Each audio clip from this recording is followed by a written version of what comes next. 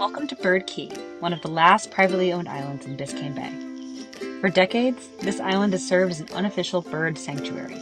But recently, its owners put it on the market for $31 million. It's zoned for residential development, so a new buyer could build a house on it. However, environmentalists are pushing to protect the island and the birds that call it home. They're racing to gather funds to find a way to buy it before a developer does.